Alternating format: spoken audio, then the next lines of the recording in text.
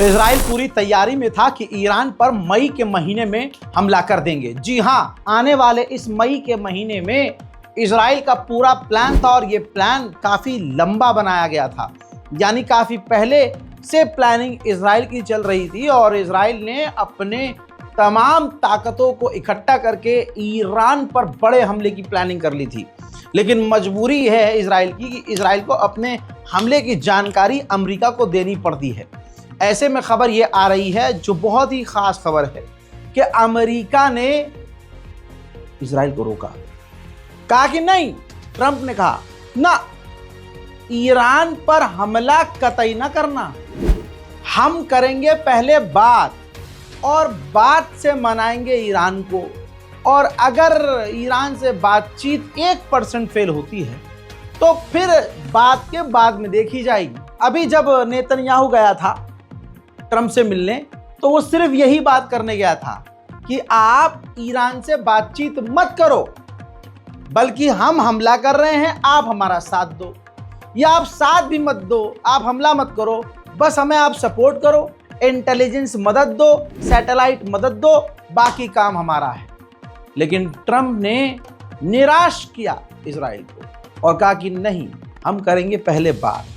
दोस्तों, बड़ी खबर में ईरान स्पेशल रिपोर्ट में आपको ये बताना चाहूंगा कि दूसरी तरफ बात यह है कि ईरान के बारे में IAEA ने बड़ी रिपोर्ट जारी कर दी है। वो संगठन जो परमाणु पर नजर रखता है, यूरेनियम पर नजर रखता है, उसके हेड ने कह दिया है कि ईरान के पास इतना यूरेनियम है कि ईरान परमाणु बनाने के काफ़ी करीब है। तो आप समझ सकते हैं कि इजराइल और अमेरिका का डर अपनी जगह बेचारों का सही है। दूसरी तरफ खबर यह आ रही है, देखिए इस आदमी को ठीक से पहचान लीजिए, ये ईरान का जो IRGC के कमांडर हैं, इस कमांडर को पहचान लीजिए, इस चेहरे को पहचान लीजिए। ये वही IRGC के कमांडर हैं जिन्होंने इजराइल पर हमला करने का आदेश दिया था, जिसके बाद ऐसा हमला हुआ था इजराइल पर कि इजराइल के इतिहास में इजराइल के तमाम डिफेंस सिस्टम फेल हुए और ईरान की तमाम लगभग ज़्यादातर मिसाइलें इजराइल के इलाकों में जाकर गिरी थी। हजरात, इनका नाम है आमिर अली हाजीजादे। ये शेर जो आप देख रहे हैं, ये है आमिर अली हाजीजादे। इस एक बंदे के आदेश पर इनको खुली छूट सुप्रीम लीडर ने दी थी। भैया अब बहुत ज़्यादा हो गया है। याद होगा आपको पिछला हमला जो ईरान ने किया था, इजराइल पर हमला हुआ। अब इजराइल का प्लान ये है कि इनको असैसिनेट किया जाए, मूसाद लगा हुआ है कि इनको ईरान में ही कत्ल कर दिया जाए और ईरान इसके बाद भड़क जाए। ईरान भड़केगा और इजराइल पर हमला करेगा, और जैसे ही इजराइल पर हमला होगा, उधर से अमेरिका, इजराइल और दूसरे साथी ईरान पर हमला कर देंगे। बहाना तलाश कर रहा है इस वक्त इजराइल। वहीं इजराइल के पूर्व डिफेंस मिनिस्टर भी इस बात पर जोर दे रहे हैं कि वक्त आ गया है कि मिडिल ईस्ट का हाल चेंज कर दिया जाए, तस्वीर बदल दी जाए, और वक्त आ गया है ईरान पर हमला करने का। मिडिल ईस्ट में अब कोई बचा नहीं है। अगर आप ध्यान दे रहेंगे तो सीरिया पर इजराइल का कब्जा हो चुका है, लेबनान पर इजराइल का कब्जा ही है, और क्योंकि इन दोनों जगह अमेरिका के टंटपूंजियों की सरकार है। जॉर्डन, इजिप्ट पहले से ही अमेरिका के गुलाम है। सऊदी अरब सिर्फ एक अय्याशी का आइकन रह गया है। मोहम्मद बिन सलमान एक आवारा किस्म का ही इंसान रह गया है। ऐसे में मिडिल ईस्ट में एक ईरान ही बचता है, जिसको दबाने के बाद अमेरिका और इजराइल की दुनिया में सबसे बड़ी जीत होगी। तो इसी वजह से अब सारी ताकत ईरान पर लगाई जा रही है कि ईरान को दबाया जाए। IAEA ने तो कह दिया कि ईरान बहुत करीब है परमाणु बनाने के। इसके बाद तस्वीर देख लीजिए, IAEA के चीफ खुद पहुंचे हैं ईरान, और ज़रा मिलने का तरीका देख लीजिए। ईरानी विदेश मंत्री से 5.5 इंच नीचे झुक के मिल रहा है IAEA का चीफ, क्योंकि IAEA के चीफ को पता है कि अगर ईरान को ज़रा सा हम चुभ गए तो ईरान कहाँ कहाँ हमारे चुभेगा वो हम भी नहीं जानते। इस रिपोर्ट की सबसे बड़ी खबर बता रहा हूँ, ध्यान दीजिए, इधर देखिए, सुनिए। ईरान के विदेश मंत्री ईरान के सुप्रीम लीडर आयतुल्लाह खामनाई का खत लेकर खुद अपने हाथों से ईरान के सुप्रीम लीडर का खत लेकर अपने हाथों से रशिया जा रहे हैं पुतिन से मिलने। अब इस खत में क्या है ये मैं समझ रहा हूं, थोड़ा बहुत आप भी समझ रहे होंगे, लेकिन अमेरिका और इजराइल परेशान है कि ये क्या हो रहा है भाई। सुप्रीम लीडर ऑफ ईरान, जिनकी बहुत इज्जत करता है व्लादिमीर पुतिन, अगर कुछ मांग की है उस खत में सुप्रीम लीडर ऑफ ईरान ने, तो व्लादिमीर पुतिन वो पूरा जरूर करेंगे। इधर जहां भारत में कल तक अंधभक्त ईरान का विरोध करने का सोचते भी थे, उनके मुंह पर ईरान के सुप्रीम लीडर ने थूक दिया है। अब बेचारे कुछ कर ही नहीं पाएंगे, क्योंकि मोदी सरकार खुद उचक उचक कर ईरान के करीब जाती थी, क्योंकि चाबहार पोर्ट ईरान का है और ईरान ने भारत को एक्सेस दिया हुआ है। लीजिए आपके सामने दैनिक भास्कर की रिपोर्ट। भारत और चीन से व्यापार बढ़ाना चाहता है ईरान। सुप्रीम लीडर खामनाई ने खुद कहा है कि पड़ोसी देशों को पहले प्रायोरिटी देनी है, यानी पहले उन्हें प्रेफरेंस देनी है कि हम इनके साथ काम करें, दूसरों के साथ बात की बात है।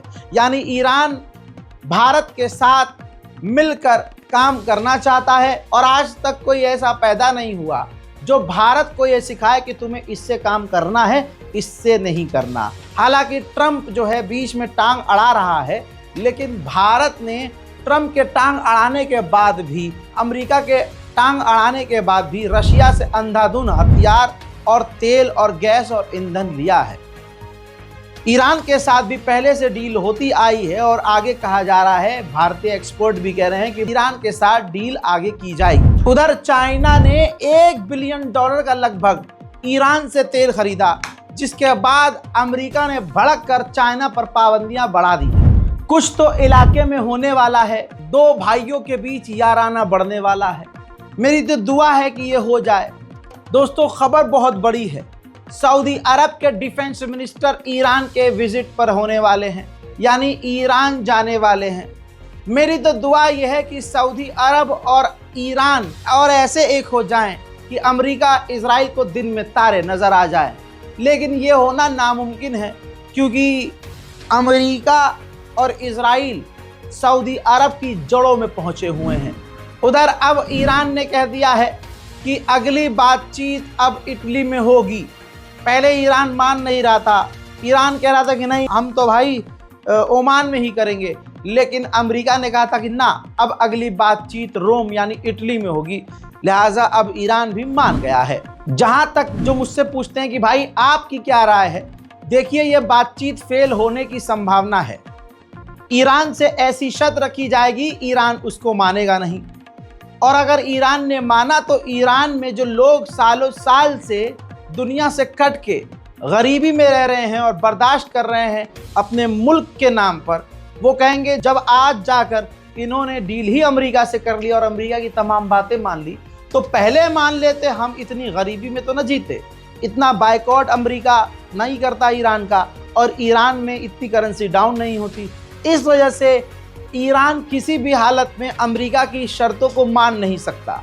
ऐसे में ये बातचीत फेल हो सकती है। इसी वजह से अमेरिका पूरी ताकत से तैयारी कर रहा है। ये इजरायली मीडिया की रिपोर्ट्स देख लीजिए, जिसके अंदर पूरी तरह से बताया और दिखाया और समझाया गया है कि बड़े बड़े हथियार, जी हाँ, ईरान को काफ़ी बड़े हथियार जो हैं भेज रहा है। बड़ी मिसाइलें, बंकर ब्रस्टर्स के बारे में मैं आपको बता चुका हूँ। ये मिसाइलें अमेरिका इजराइल को भेज रहा है। उधर मैंने ये बोला ही है कि भाई डील कैंसिल हो सकती है। और अगली खबर ये आ रही है कि ईरान के विदेश मंत्री ने कहा कि अमेरिका से जो भी हम बात कर रहे हैं उसमें यूरेनियम खत्म करने की हम बात नहीं करेंगे। अबे भाई, तो फिर बचा क्या? यूरेनियम जिससे परमाणु बनता है, अमेरिका उसी को तो खत्म करने की बात करना चाहता है, और ईरान के विदेश मंत्री कह रहे हैं हम ये बात करेंगे नहीं। तो इसका मतलब बातचीत फेल होने की संभावना, फेल होने का अनुमान ज्यादा है। हजरात, उधर अमेरिका ने ईरान को डराने के लिए, मिडिल ईस्ट को धमकाने के लिए डियागो गार्सिया में जो उसका एयरबेस है उसका खतरनाक वीडियो लॉन्च किया है। ये देखिए, जिसके अंदर कंट्रोल सेंटर, लॉन्च करती हुई मिसाइल, रॉकेट, परमाणु बॉम्बर, इसके अलावा खतरनाक परमाणु बॉम्बर जो एडवांस परमाणु बॉम्बर है, साथ में एडवांस लॉन्ग रेंज के जो जहाज हैं, परमाणु गिराने वाले बम हैं, खासकर उसी बम को बार बार दिखाया गया है और बम गिराते हुए भी दिखाया गया है, साथ में फाइटर जेट भी। एक छोटी सी वीडियो में ईरान को बड़ी धमकी है। ईरानी मिनिस्टर ने साफ कर दिया है कि हम जो अमेरिका से बातचीत कर रहे हैं उसमें यूरेनियम और परमाणु का मुद्दा है ही नहीं।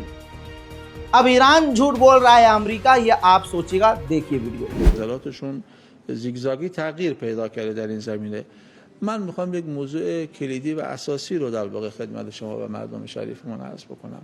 ببینید، برنامه غنیسازی جمهوری اسلامی ایران یک برنامه کاملا بومی است، متکی بر تلاش دانشمندان جوان خودمون، سازمان انرژی اتمی و در واقع حاصل این دانش بومی هست.